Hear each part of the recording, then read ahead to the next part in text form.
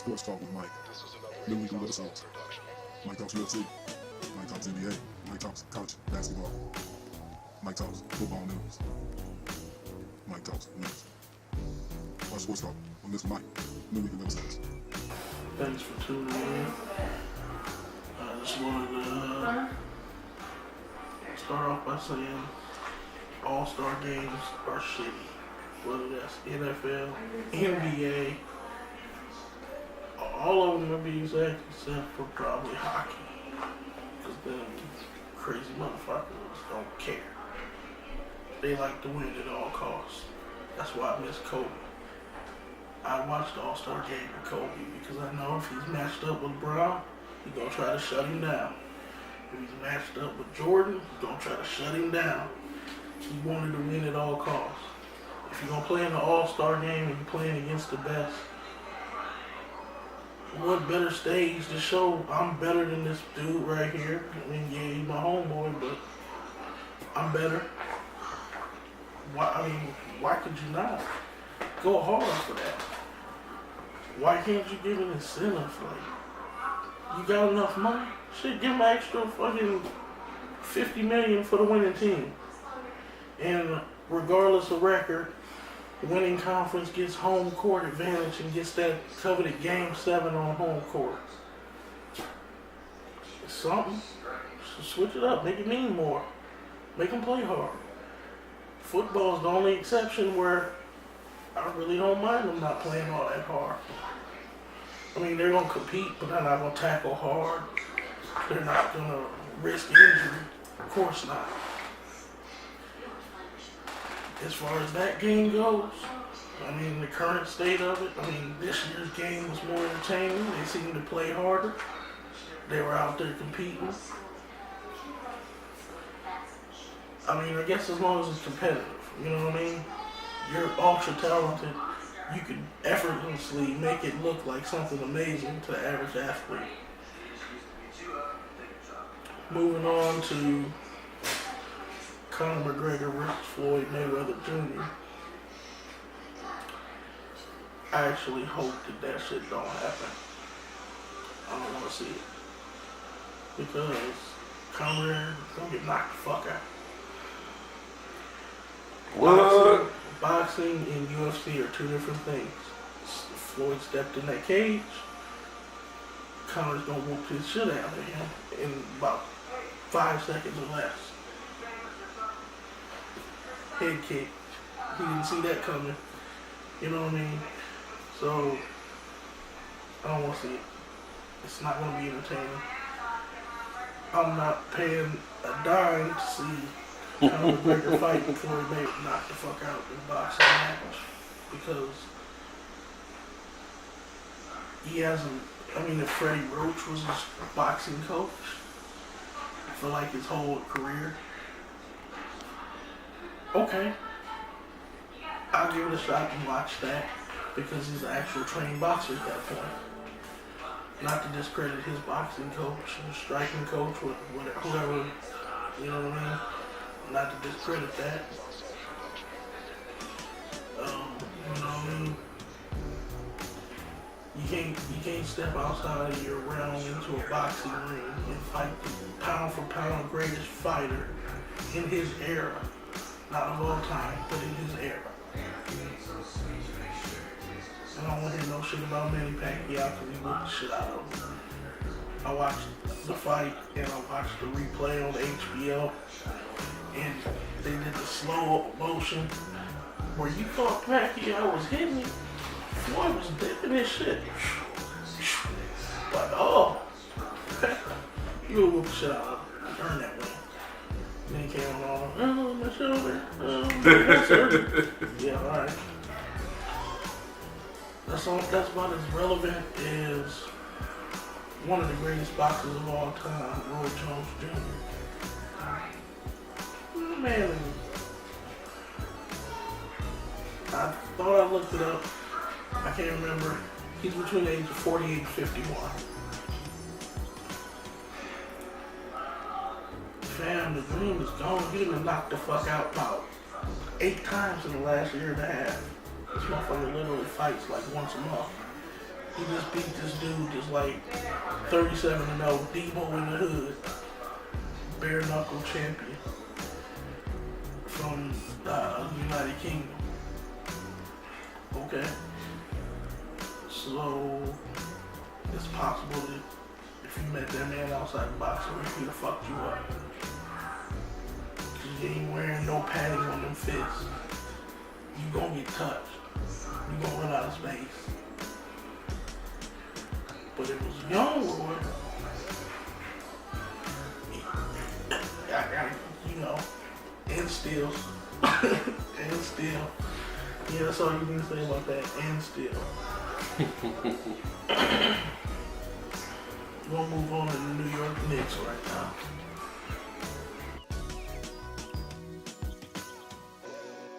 Move on to the New York Knicks in that dumpster fire of a fucking basketball team. Ooh, shit. Where do I start? From a team that has become known for being historically bad, and also of being very stupid with money, and very stupid with the way that they treat and handle players. So you do all this shit to position yourself to be in a great position to be able to go out and get you a couple high dollar max free agents. I was reading a thing the other day, I think it was on New York Daily News. Dwayne Wade said the summer that LeBron left Cleveland that they were considering going to the New York Knicks. What? And I was like, what are you smoking, Mike? No, that's what they said. This came straight from Dwayne Wade's mouth. You can Google it. Damn. This is fact. They said they considered the New York Knicks, but they said that organization wasn't ready. And the reason they say that the organization's not ready, look at their current actions. Yeah. I mean, who would want to go there? I mean, we're going to go to Stephon Marbury. At the time when he played for the Knicks, he was still one of the top point guards in the game. He could still go off for 50 in any given night. Mm-hmm. They buried him on the bench. Did this man wrong. Wasn't nothing even wrong with him. Just wasn't playing. But when they needed him, he'd step in, he'd step up, he'd do his thing. He, you know what I'm saying, he'd keep his mouth shut, for real. And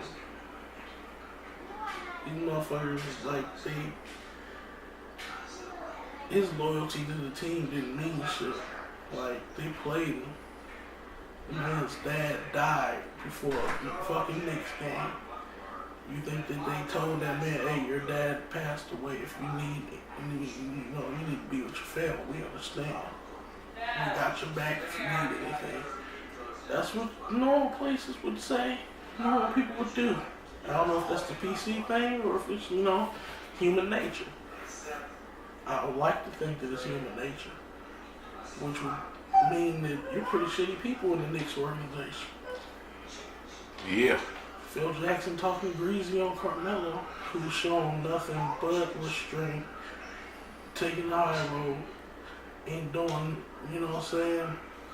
half the shit that if he was Allen Iverson, who was a very outspoken player, or, some bigger name player. You think Phil Jackson would be going at Kobe like that in the media? And while he thrashing him, he'd be looking over at you every time he coming down the court. Yeah, that's crazy. Like, are you fucking serious? I don't know. I mean, I know Phil's a pretty good coach, but Phil has had some really good players along that way. Oh, yeah. The 96 Bulls, pretty sure they won a championship without Phil. I'm pretty sure that they lose the 7 games that they lost or less without Phil. Like, what have you done for us lately, Phil? Not a damn thing. You've been put out these sorry ass teams. Hurt the team more than anything. Nobody want to go to them raggedy Knicks right now. But you know what? I can't even say the team sucks because you got some really good fucking players. I think what it is. What's his name? Porzingis, man. Yeah, He's one of the best big men in the league Yeah, already. he got in only game. his second year. So He got game. what I feel like it's not a problem with the players because you got players, obviously. Carmelo's still one of the top in the league at his position or any other in the league. Still one of the best scorers. Still a bust your ass. Nobody ever accused him of being great. James Harden is no defensive wizard, and we give him all the praise in the world. And Carmelo's definitely capable of putting up the offensive performance that James Harden does on the regular. Which again, why is Phil coming at him like this? You tried to get him to re-sign. He could have signed with the Rockets when they still had Dwight Howard and James Harden. Obviously would have turned out shitty. Had he chosen Chicago, he'd be in Chicago with Jimmy Butler and probably Dwayne Wade at this point, with Rondo running the point guard. I don't give a damn what basketball team you put on the court. That's a formidable fucking team right there. Hell yeah. But you wanted him back with the Knicks. You courted him back. You made all these promises. And now you're trying to force him out because he has a no trade clause. Okay. So that's Stephon Marbury that you did shit. That's Carmelo Anthony, a current player that's shown nothing but loyalty to you. Shittiness. And then let's go to Charles Oakley. Big Oak. Woo! One of the baddest motherfuckers to step on that basketball court. That man wasn't taking no shit. Say it again. Kick him out of Madison Square Garden. From what they say, oh, he was drunk. He was talking shit to security as soon as he came in. Hold up. Where have you ever gone that you start talking shit to security and you getting past that?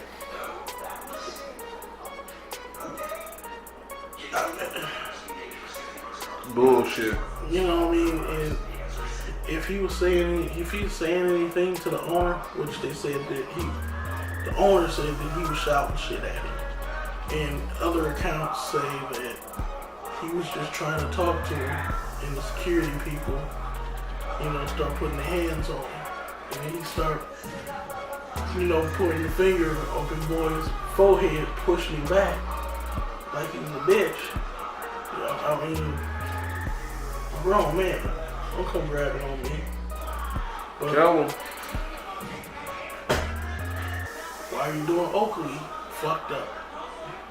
Because this is like, that would be like Spike Lee, who's forever been a Knicks fan, forever repping the Knicks, even through their abysmal shittiness. You know what I'm saying? That'd be like doing Spike Lee fucked up and kicking him out of Madison Square Garden. What? So I mean, yeah, I'm an NBA free agent. How am I viewing that? If you're Kevin Durant, who else got an expired contract this year? DeMarcus Cousins, Boogie. Steph Curry. You got all these Step top back Steph. flight NBA free agents. And you telling me, seriously, what's your pitch, New York? What's your pitch? I don't know, you're not going to get sick of me. But you got sick of, Starberry. And you got sick of Carmelo. And this man is still playing his fucking heart out for your team. Still being loyal to your team. Not bashing you in the media. Y'all all on Twitter bashing this man. Did they get sick of Oakley? Right. You know what I'm saying? Sitting there and you bashing this man on your Twitter account. You bashing Oakley on your Twitter account. Really? Damn. How professional does that look? That's like, that would be like the Bulls kicking Michael Jordan out of the United Center. What kind of, man, crazy. Not to confuse Oakley with, you know, Patrick Ewing. Crazy. But at the same time, I mean, damn. That dude was the heart. Man, that was the dude that came to save Patrick Ewing when Ewing used to, people would be kind of starting up stuff on that team. When people would be trying to like have some beef with that team, Oakley would be coming to save the day for everybody on that team. Play some hell of a defense on you too, man. Charles Oakley was the truth back in the day. Charles Oakley, he was an enforcer. You don't do any player like that, especially a player like him. No. So that leads to you being a shitty organization. I'm sorry to the players. You made it to the league. You're already the best in the world in what you do. You're not shitty. You guys, if under different circumstances, you guys be winners. Look at the Clippers. Look at the Raiders. Sometimes your ownership is in the way. Look at the Raiders. Sometimes your ownership is in the way. You know? Look at the teams who have cooperative owners that want to spend money and want to put a winning product out on the team, out on the floor or the court, or the football field, or the hockey rink. You know what I'm saying? You want to put out the best. Look at Dan Gilbert. He made a commitment. He said, shit, LeBron, if you come back, my checkbook is your checkbook. You write the checks. So what happens? Kyrie gets paid. J.R. Smith gets paid. Shumpert gets paid. Tristan Thompson gets paid. I mean, what else? I mean, the proof is in the pudding. And then you got teams that are smart like the Warriors, and they poached Jerry West away from the Lakers to help build them a team, which he did very well with Klay Thompson and Steph and Draymond Green, the core of that team that are still going to be together for a very long time and going to be all right whether they got KD or no KD. You know what I mean? They draft very good players.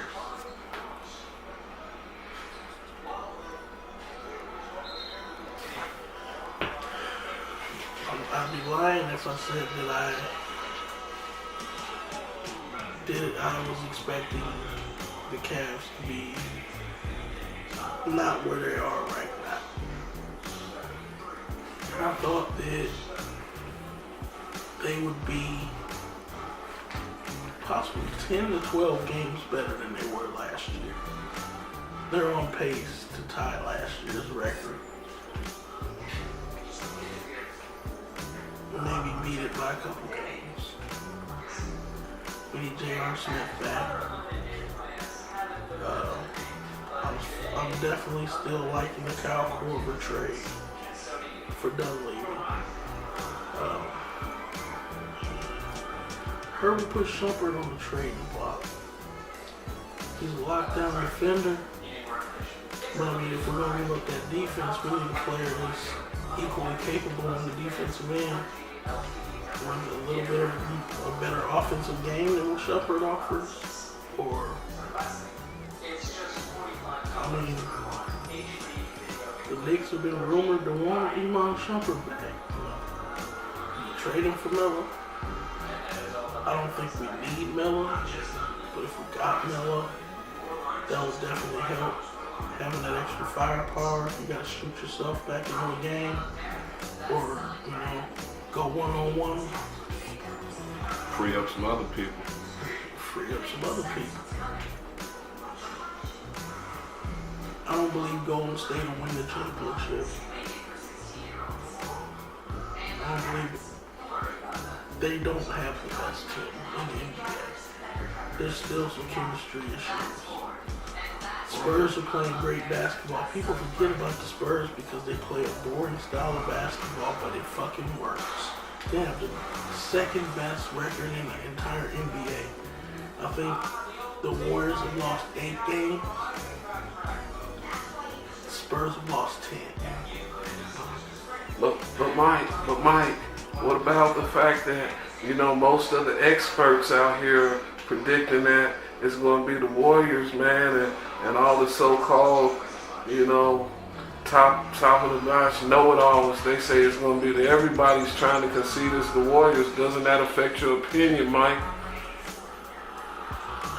No, because I see a couple different things happen. The trade deadline is Thursday. I see Carmelo Anthony ultimately waiving his no trade clause.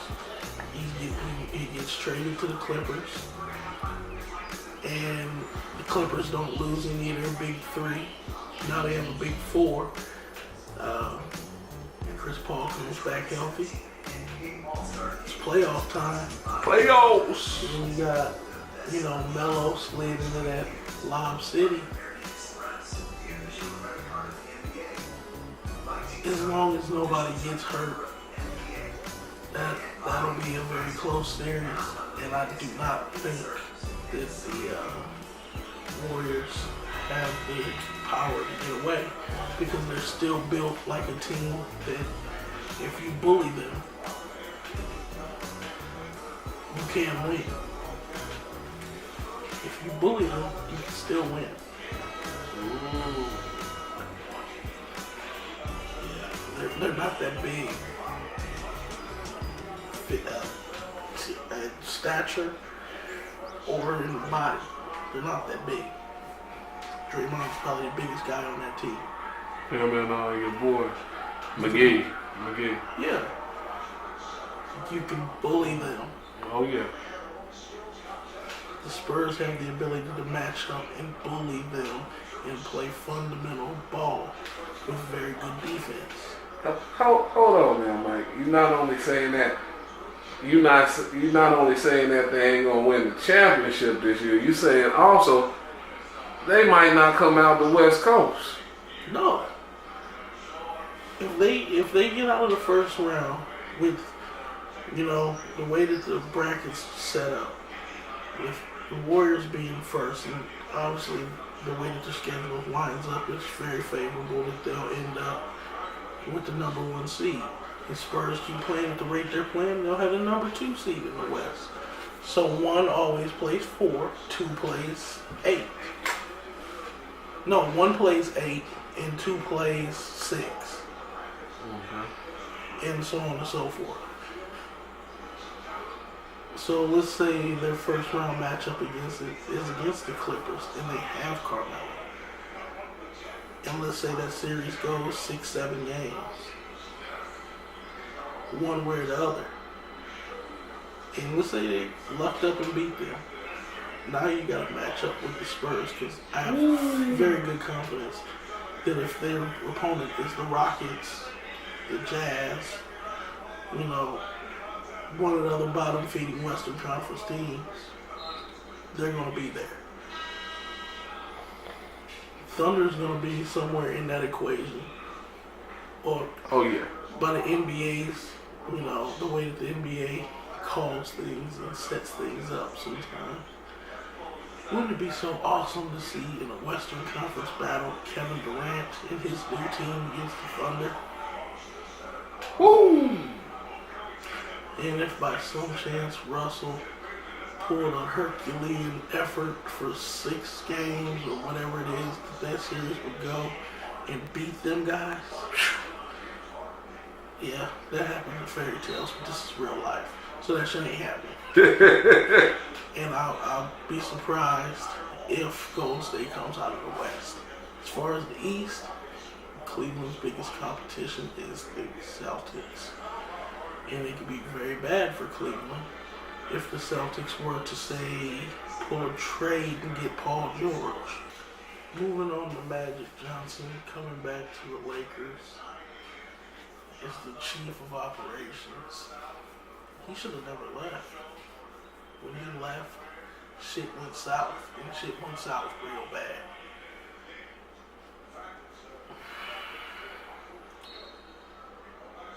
I'll say you should have never let him go, and before him, you should have never let Jerry West go.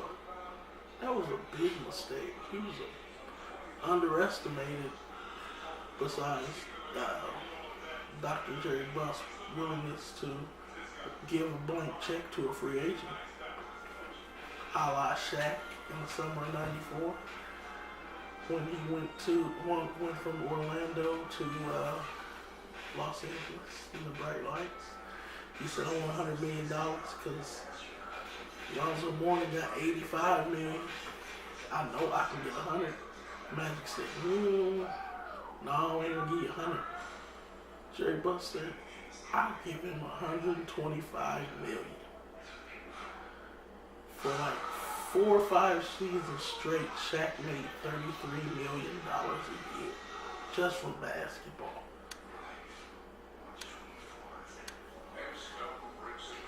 Shaq, whoa! Unfortunately, Dr. Jerry Buss passed away, and he left his idiot-ass son in charge. You know, I mean, Kobe was an aging player. You know, I'm not gonna put up with his bullshit. And he's, you know, in his declining years, he's becoming more fragile because he's older. His body is taking a beating for 19 years. So you lost Dwight Howard because you were committed to an aging Kobe Bryant. Who, don't get me wrong, is one of the greatest of all time. And he absolutely deserved to go out the way that he went out. Was it ideal? No. But at the same time, he should have went out with a title. I mean, the Lakers. Kevin Durant was just a free agent. You couldn't even get him to meet with you. If this was the old Lakers, if Dr. Jerry Buss was still alive, he would be a Laker instead of a Warrior. Dwight Howard would probably still be a Laker. I mean, what the fuck are y'all doing? But you know, you admitted that you're wrong. You're bringing the man back. You're starting to get shit back on track. You got some nice young players. You obviously drafted right. Brandon Ingram, still a little early to see how he gonna pan out. I honestly thought, you know, if you had a chance at Ben Simmons, that should have been your guy. I still think that you guys should have, I still think the Lakers should have pulled a trade for Okafor. I mean, Jahlil Okafor, damn. Sorry, No problem. But, yeah.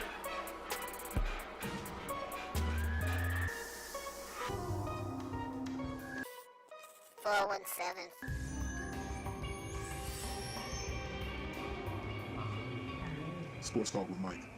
New weekly episodes. Mike talks UFC. Mike talks NBA. Mike talks college basketball. Mike talks football news. Mike talks women's. Watch Sports Talk with Mr. Mike. New weekly episodes.